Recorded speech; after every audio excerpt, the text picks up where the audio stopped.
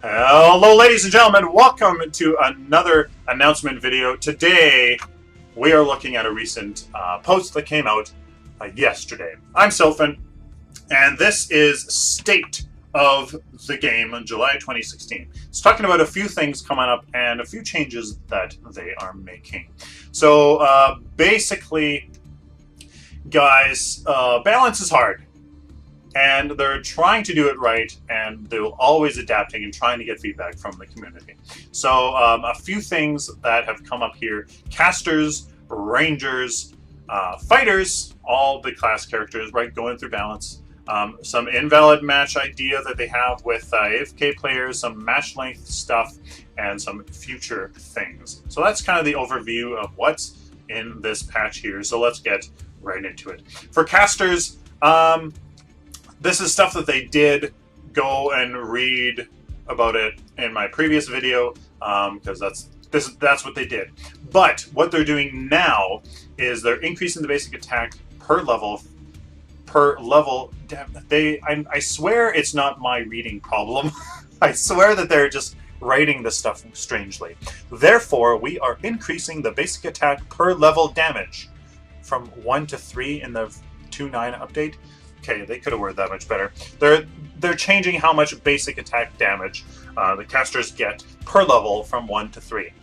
Which means the casters will do an additional however much damage at max hero level. Casters will find it easy to last 10 minions in the early game, but won't dominate late game team fights with their basic attack. So basically, yeah, they're having a tough time in the early game doing that damage, getting that card power. They had to spend a lot of their abilities to get that the card power, to get those last hits, just do that damage, and having mana issues. I think this was the actual root of the problem, not the mana cost. But I'm not sure. I don't think that this will completely fix that mana issue that a lot of people are talking about. So I think this is a pretty good thing here, to see if that does indeed fix everything. So Gideon is just really strong. So they removed his shield previously, but they don't say that they're going to do anything.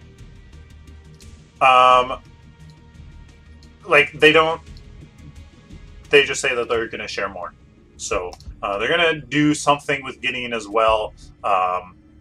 He's about a 49.5% win rate in non-mirror matches. So I don't think, I don't know what they're going to do.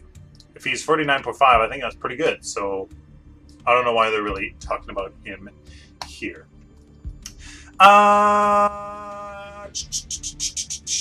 Rangers and Twin Blasts. Oh, I know why they're doing it.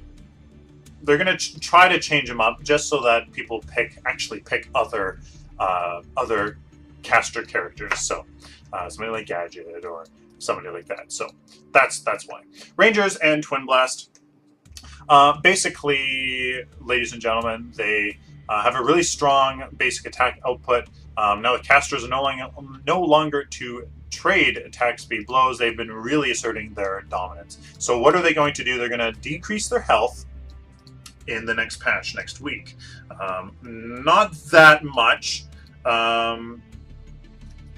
Not that much, but it will certainly add up. Hopefully not too much, because they're kind of already susceptible to ganks. But the reason why Twin Blast, which we'll talk about in a second, was simply because of his mobility. So hopefully that doesn't make them even more gankable. Yes, they will be more susceptible to gank, especially early game without itemizing health. So with that said, though, they're going to be reducing damage, the effectiveness of damage, and attack speed. So they are finding that all damage-only builds are way too powerful, and I would agree, honestly. Going only damage upgrades into cards with damage and crit damage and attack speed is simply really strong. It's just really strong. Just don't get anything else. You just do a full damage, attack speed, crit on the cards, and it's just really strong. That's not a very fun and exciting game, especially if that's the best or one of the best ways to go. It's not good game design, if you ask me. So what they're doing is they're getting rid of that, so that, or at least reducing the impact that has, so you can try to, you have to try other ways, other methods of getting that same damage output. Another thing is lifesteal. They've seen a trend towards massive amounts of lifesteal. I've recently tested this out myself on a Kalari build. It's very strong. Lifesteal is really strong. So they are dramatically reducing the amount of lifesteal per point, almost by 50% here, by putting pressure on other survivability stats: health per second, physical, energy, armor, and shields. I have long since said that the game is very volatile and that people are going all damage, all kind of, just all damage, and it's really volatile. There's tons of damage going everywhere and not much diversity beyond that. Where's the health? Where's the armor? Where's the shields? I believe that almost every build should have maybe, a tempered plate as kind of a contingency plan, a tuned barrier as a contingency plan. Because if the enemy team happens to stack all physical damage, even a caster, if you're Gideon facing all energy, all physical damage on the enemy team, you might be like, I might actually get that tempered plate, because it's just way too much, right? Where is that in the current game? It's just not. So hopefully this helps with that. Just trying to get diversity, get that strategy in the game. Makes it more fun, more exciting, more dynamic. Twin Blast is really just the only one to go Ranger. So, in non-mirror matches, his win rate is 63.5%. The reason is definitely his extreme mobility with his rocket boots, and his attack speed is really strong. Just is. Attack speed scales really well with damage. The more times you can attack, the more damage you'll do.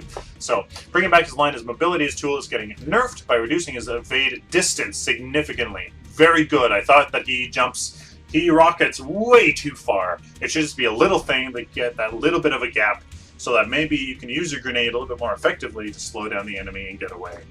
His Nitro, yes, does definitely increase its attack speed quite a bit, so they're going to decrease the damage from that. So that's good. I agree with this sentence that they will maybe need to look at just his whole kit, just because he's pretty simple. He's almost too simple. Point, shoot, use your Q when you want to do more. Use a right click if you want to go. His grenade is the most dynamic thing about him, which then again isn't really all that effective. So at least when I play, I really don't end up using his grenade pretty much at all. So it doesn't do much damage, and yeah. So anyways, fighters. So fighters, basically, what are they saying here again? Oh yes, right. Will be affected by the offensive stats nerf also, but should be kept in line relative to them, since we are not adjusting scaling cards along with fighters. Along with the Rangers. So the Rangers are getting the card scaling nerf, but the fighters are not. So what does that do? It makes them a little bit more relevant in the early game, but mid, and late games, not so much. But this sentence is different than just that. Fighters are intended to be tough to deal with early game and give way to casters and rangers in the mid and late games. Why? Why are they intended to be tough to deal with early game? Why do you want a certain class to be stronger at an earlier part in the game? I don't think that any class should be intended to be better or tougher to deal with at any point in the match. I think that how the match develops naturally should inherently give advantages to certain classes. Does that make any sense? So for example, in the early game, you have a very small battlefield. You know, between the tier 1 towers, that is the battlefield. You have a very small area to deal with. So rangers and casters are confined, generally speaking, to a smaller area, giving fighters an inherent advantage, right? So they know that the caster is right there. Like there's only a small amount of space they can be in. So flanking and stuff is much kind of easier to do. That's an inherent quality of the match, of the map. So I don't think that they should be intended to be tougher to deal with. They already have an advantage. Don't intend for it to be that way. If I'm missing something, if I'm missing a complete point or an aspect to this, please let me know. But I don't agree with this perspective, philosophy, point of like just, yeah. I don't understand this intent. I think they should all be equal at all points. Otherwise, a game is decided before it's finished. If you have a whole bunch of rangers and casters that manage to get beyond the early game of an enemy team that has mostly fighters, then the game is almost naturally rigged against the enemy team. Then at any point, then it doesn't create good game dynamics, because at the end of the game, if the one team has a whole bunch of rangers and casters and they only have a whole bunch of fighters, well, the game's decided. It's not fun. It's not exciting. It's not dynamic. It's not, you know, I mean, yes, one team did choose to do all fighters, but I don't think that choice precludes them from being able to win at the early or in the mid and late game. I don't think that should. I don't think that's the way the game should be. That's my opinion. I don't know if that even makes sense. Hope you guys understood that. Words. Words. That's enough about that. Rampage is a bit strong. No? Yes, he is. His win rate above 60% says yes. In version 2.9 next week, his ultimate will see a reduction in both the duration. Yes, I do agree. It does last pretty darn long. And health regeneration. So let's see. In the early game, it's reduced by 50%. 125. That's about a third-ish. Kind of. Yeah, about a third-ish in the mid-game, and only about 25%. So yeah, he's more heavily nerfed here when you first get that ultimate. So, okay, that's fair. That's fair. I mean, in the early game, you're not doing too much. You're not doing as much team fighting as you are in the late game. So that's fair. That's okay. He should still be a beast, and I think he definitely will be. So, bad actors. Oh, ladies and gentlemen, this, if you thought that this was a bit of a rant here, wait until we get to here. Bad actors. As our population has grown, and knowing PS Plus was coming, we spent time on improving tools for penalizing players who harm the experience for others. Basically, they did a whole bunch of bans. You know, and it's escalating in severity, blah, blah, blah. Okay, I'll discuss that when we do this. We recognize the frustrations of having players AFK early on in a match and being stuck playing a 4v5 for 30 minutes. To help alleviate some of the pain, we're working on an invalid match solution that will allow the remaining players to leave and rematch without penalty. This feature is currently scheduled to hit as soon as version 3.1. No! No! No! I do not want my time wasted. Games are not 30 minutes yet. They're 35, 40, 45, 50 minutes. Players go AFK most of the time, if you ask me, at the end of the early game, at the beginning of the mid game. That's when they go AFK, or they intentionally DC, because DCing doesn't happen. Let's get real. Let's get real here. 2016, DCing doesn't really happen. They intentionally do that then. You've already invested 10, 15 minutes of your time in a game. Right now, there isn't ranked play. So, I mean, this isn't some high stakes, super intense, you're playing for whatever. It's not that yet. It's just matchmaking.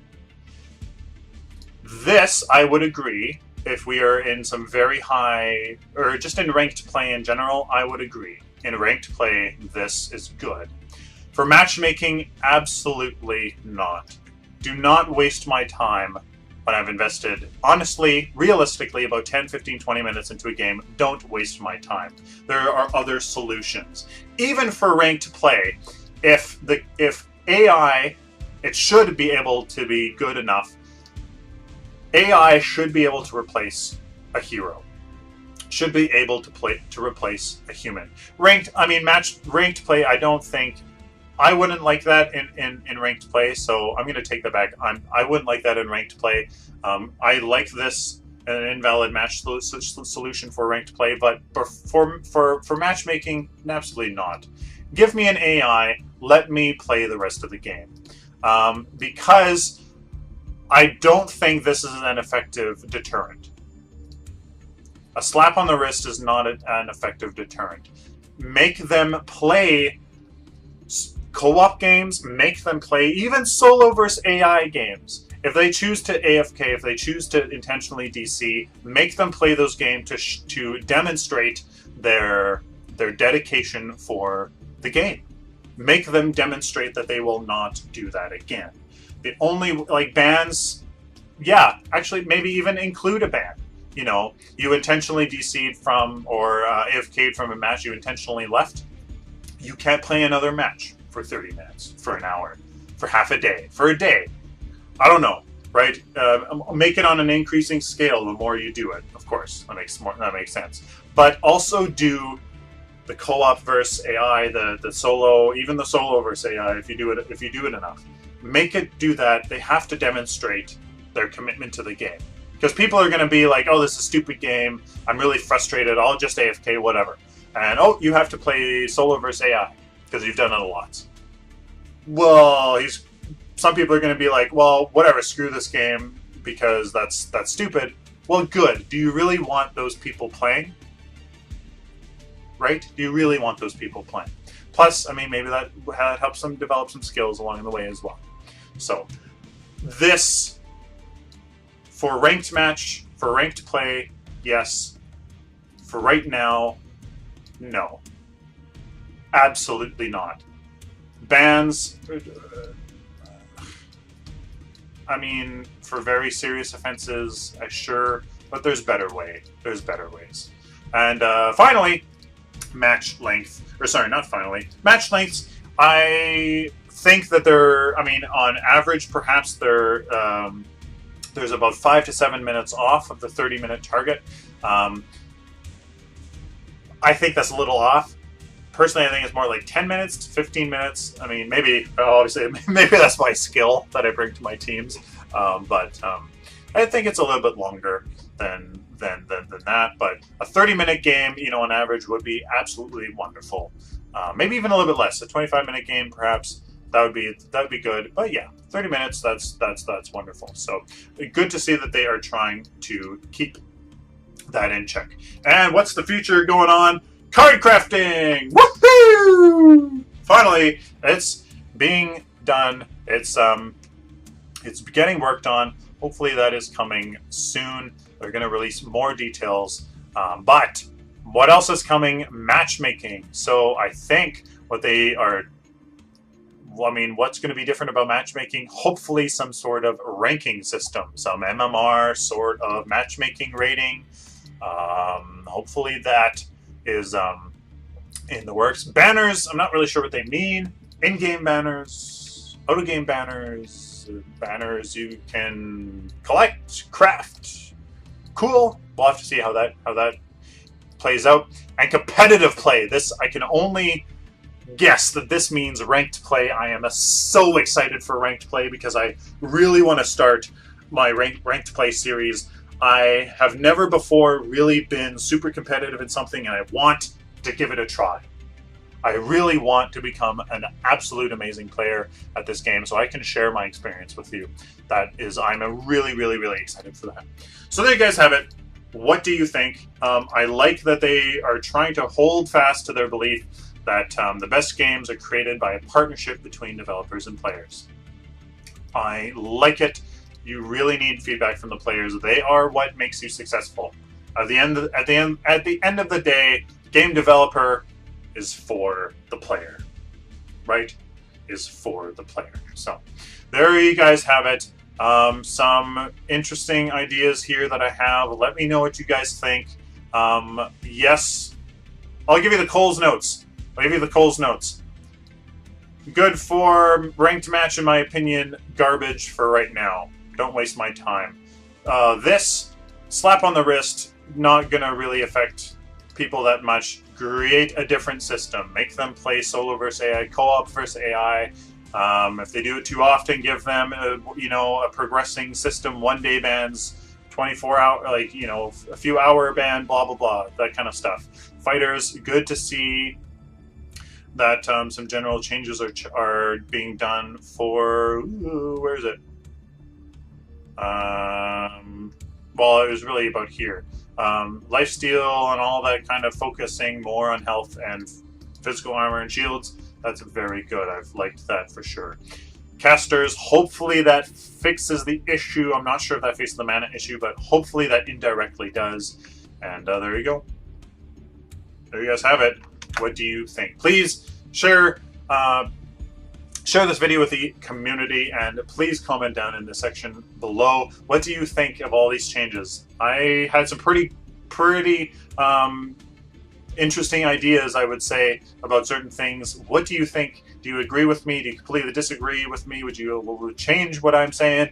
What do you think about this? Please like the video if you liked it. Dislike it if you dislike it. Please consider becoming a patron, and of course, subscribe. I have lots of content coming just almost every day.